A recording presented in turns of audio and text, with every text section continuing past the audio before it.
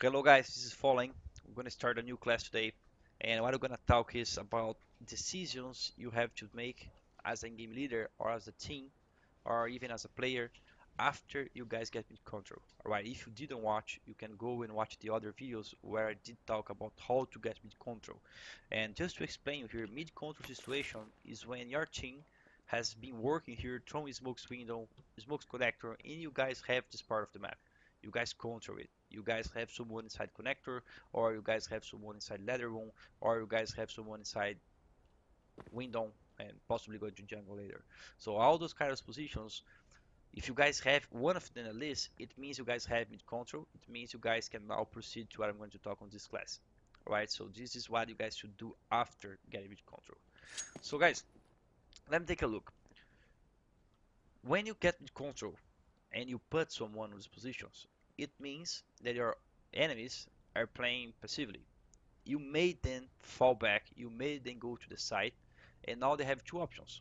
They can either try to retake mid. There are some players and some teams that's gonna try to do it. So let's suppose an example of trying to retake mid. Someone could be playing here by stairs, and then during the round he just could pick a pop flash over the smoke and go connector, for example. You can know that AZ from FaZe does that a lot. He's always trying to get connector for himself, and that's a kind of mid retake. There are even other things that you do as a group mid retake during the round. So as soon as they realize they left someone mid, people are just gonna leave B, they're just gonna come catwalk and try to kill the guy who is on ladder. So your enemies can either try to retake mid alone or as a group, or your enemies can stay passive and can straight fall back inside. So that's two or three options that can happen after you get mid control. Alright. So the good part about Mirage, guys, and I told that on the very first class, you have too many places to enter as a T. You have connector, window, catwalk, B house, A ramp, and A house. So you have six places to get in. So if you get mid control, it means that now you have access to a lot of places, and now the CTs are very worried because they don't know where you guys are gonna come in, and there you can guys can sandwich them. You guys can split them. All right. So having someone on these kind of positions will make the CTs so worried about what's coming next that they might make mistakes. So that's what they're looking for. People who are on this kind of positions, connector, window, ladder room, those guys are reading mistakes. Alright, so let's suppose I come with LG here and I leave Fer on connector. Alright, for an example. Fer is now waiting for some mistakes. Fer is now waiting for someone trying to retake mid. Fer is now waiting for someone making a mistake. If our enemies don't do a mistake, then Fer is helping us to achieve something later. He can either be an entry killer during an A execution, he can either be a lurker connector when we are going B, for example. So there are a lot of things you can do. So I'm gonna give you guys only two strats. They're pretty simple after getting mid control. One is gonna be A split, the next one is gonna be B split. Alright, so we're not going to complicate it here. So what is gonna be a A split? You guys gonna have someone connector, and that's actually a good place to be hiding. So let's suppose you have one underpass, right? Remember on the mid control, we had a class about that. Checked here, smoke connector, all of this. We did talk about this in last classes. So you guys got connector, all right? So the guy check here, he checks, and then he is now hiding here. So this position is good as good one to hold, and that one is good as well here. Okay, we're just waiting. If you wanna come here, it's good as well, but Jungle can see you. So you guys have one guy here, okay? On a split A, this guy is gonna be someone putting pressure at the same time A house is going out and A ramp is going out.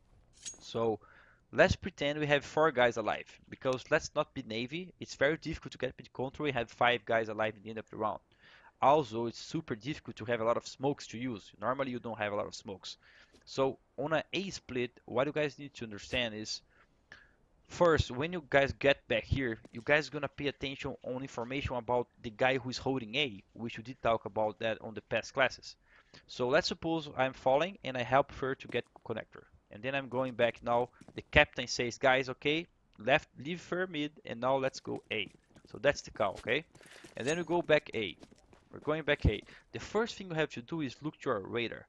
Alright, you're gonna take a look on the radar and check what your A guy is doing, because there's a big chance your A guy is gonna be apartments, for example. So what means for you for what means for you that he's being apartments? It means that the city guys could be A ramp and they could even be pushed A ramp. So that's something very important for the guy who's holding A as well. He needs to update us when we say A split. He needs to say, guys, I am apartments, I have apartments, but be careful. They might be pushed A ramp. So this kind of communication is super important in order to have a good game. And that's something that sometimes misses in FPL. And yes, yeah, yes, those guys doesn't understand that they have to communicate those kind of things, and they can help people playing better because they're gonna know that, oh, okay, so now I have an info, now they could be pushed A ramp. So what you should do on an A split, you get info. First thing, you get info on how your A hold guy is playing. Later, after that, you start coming somewhere. All right. So let's suppose he said, guys, they could be A ramp. So you start strafing. You start checking if someone is pushed. Because I will tell you something. Sometimes you have to go very deep. You have to go inside the bomb site to kill someone and win the round. Sometimes they will come for you, and you can win the round very easily just by killing them on being careful and punishing people that are being aggressive.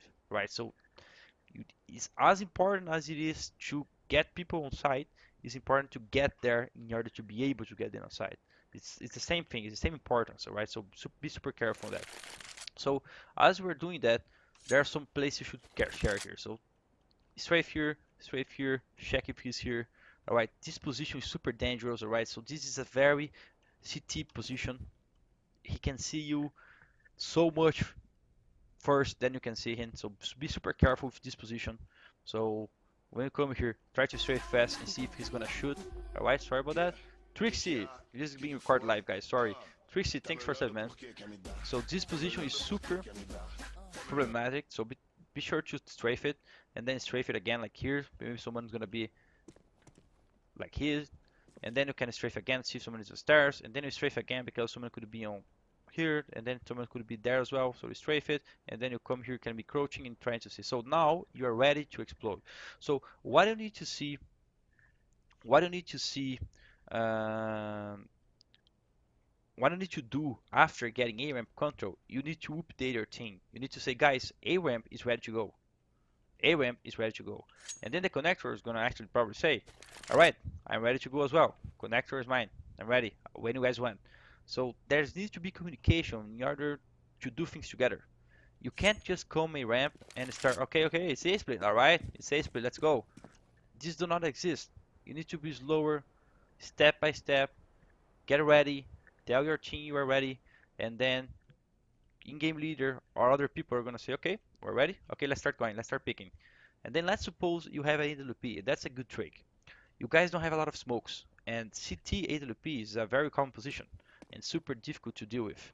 So if you have a AWP on your team, it's very important that you guys try to have him here fighting the AWP of their team, okay? But it's not good to put my AWP trying to solve the thing just by trying to ult kill him or to ult aim him. It's better to do something else. So let's give an example. We have 4 guys alive, right? One is apartments, 2 a ramp, and 1 guy is connector. We're splitting A. So this guy here on A ramp, before going in, he can set up a flash for the AWP. He can say, man, I'm gonna flash for you, you try to kill CT. And then he starts going. So the AWP comes out and pick, and then the guy starts going. You see? So if you make a proper read on what they're doing, and you understand the options you have by having a flash and an AWPer, you can do the simple thing of having someone flashing for making the AWP of the other team look away, and then when he go back, he dies for our AWP. So you take away his position to put your AWP there so he can get a kill easily. So you need to understand that having a flash here ramp makes it possible for you, right? Another very important thing on A split, guys, is the A house guys. Okay, the A house guy is a very important function on A splits. The A house guy normally he should not try to go out of the house. It's too many places to look. He can die to jungle, he can die to sandwich, he can die to balcony, he can die to CT, he can die to default position. So if the guy on apartments A house try to go out, it's too many places to look for. Alright, it's too many things to look for. So this guy here on this kind of strat is gonna be kind of a supportive role. So this guy is gonna be the guy who is following the team, but at the same time getting info. Okay, jungle, getting sandwich, all right, and then checking balcony, and then mauling sandbags, for example, and then going back, getting info again, and then coming here, strafing. Oh, side's clear, and then saying hello to the guy on CT and falling back. Because if there's someone CT and this guy sees someone saying hello on A house, he's gonna say, "Oh my God, I can't now pick because the A house guy can come out on every time, so now I have to wait for him." So that's what we're trying to do on A house instead of going out, right? So you have to be super smart here and trying to be more of a support player than trying to kill everyone, right? This is super important, and I see a lot of teams doing this kind of mistakes and losing rounds because of this. And we have, for example, Taco on our team, and he does it very super well. He understands when he has to just pick, when he understands when he gets just to grab attention, and it's kind of things. Taco is super good doing this function. Right, there are a lot of other players who do that well as well, but I see a lot of players making this kind of mistakes. Alright, so the A split is all about getting control on a ramp, getting control on E routes, having someone going window or connector, and then putting all pieces together and getting into it. And then what comes after it depends on how the cities are playing. Alright, so let's talk about the B split now. The B split is kind of the same thing. Let's suppose you left someone on connector and you're doing a B split. Now this guy has a different role. Now this guy is not someone who is going to try to look for kills with you. He's actually going to look for rotations. So as your team starts striking B, the connector guy now is looking for someone walking and making noise so he can appear and kill someone. He's our lurker now. Alright, so you put this guy here to be your lurker on a B split. So that's an important thing to understand. Your role can change. I have been talking to a lot of GA students in Brazil, and then kind of saying to me, "Following, I am an entry killer, so that's why when they start doing something, I try to kill someone." No, you have to play according to the strat we're doing. It's not because you like to be an entry killer that you need to kill so everyone at the same time because you want to kill first. No, that's not how it is. So the connector guy, for example, here he needs to understand that he now he don't need to look for the first kill. He has to wait the first kill to happen B so he can get a free kill by getting someone moving A. Alright? That happens a lot, guys. That's a very common mistake on players that are starting. Alright? So let's talk about the B split now.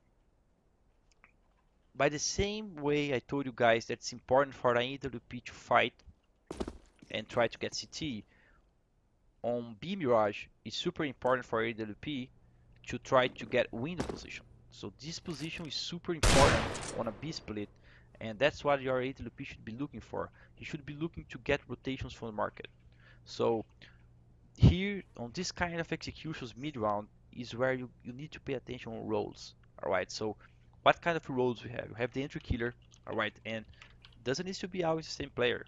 Like let's say LG Taco is dead. Then the first guy is gonna be the entry killer. You have a support player, and normally you have a AWP player. Alright, so what you have is the AWP can be the support player, as I am a lot of times, or he doesn't have nades, for example, he can just be the AWP and start picking. But the thing is, you're gonna need one player that's gonna be the guy who is looking for info first. And that guy needs to be careful as he was on ARAM. He needs to be careful taking care if someone's picking, getting info, because the worst thing that can happen during the round is you being killed without trading. What you're looking for during these rounds is trading. If you guys get the first kill, maybe even if you die first, if someone goes there and kills this guy, we're progressing. We're still winning the round. And then you're gonna get ourselves with a plant and then an after plant situation which you can win and you have now you are now favored to win this round because you planted the bomb. So we're looking for trades, okay? So in order to be looking for trades and don't die without letting your team to trade, you need to be strafing a lot. Use strafes, guys. You're the first guy, you keep here strafing and get position, strafing and get position. Make sure to check out the corners. And when you get close enough, you can now ask for flash and then explode. So that's how you do it. Alright, so let's suppose we're playing with Taco. Taco is here, and I say Taco, be Taco in fair, for example. We're going B, you will have code 0 on ladder. So Taco is going to be looking, instead of having now trying to kill someone and win the round for us, I'm going to say, Taco, I have a flash, Taco, just let me know when you're ready. So let's suppose I'm here. Taco is going to start going, and I'm going to say, falling flash now, because you understand that he's on a good position ready to use my flash. So by the time Taco gets here, it's too dangerous for Taco to keep going. It's too much places to look for.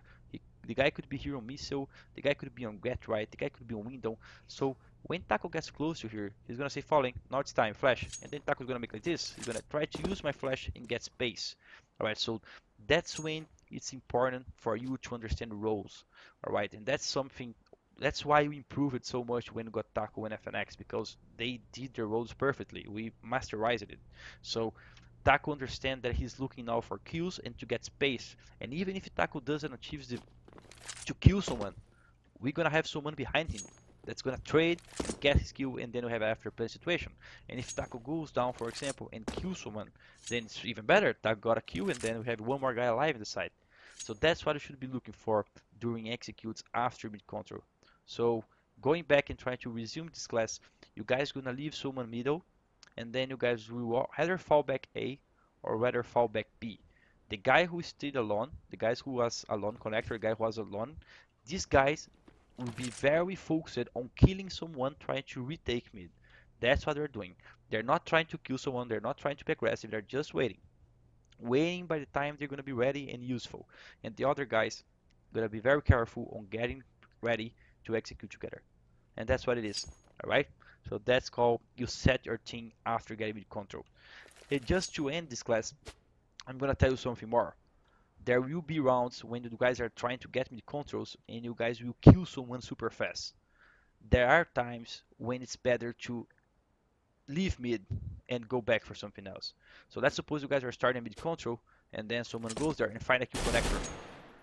And I'll tell something, if someone is playing connector like this, it's because he's expecting someone to play window aggressive and he's expecting someone to be catwalk aggressive as well. Nobody's play connector aggressive alone. So if you get a Q connector easily like this, you guys can easily call, guys, fall back, everyone fall back, leave mid, no problem. 5v4, you guys gonna use all those things about exploding, using the roles, and conclude the round. Finish the round. Do something together. Trades, after plan, and win a round. Alright, so hope you guys like it, and I hope you guys this can be useful to set up strats for your pugs, matchmaking games, and if you want to be a caller that helps you to have a better idea on how you should do it. Alright? See you guys.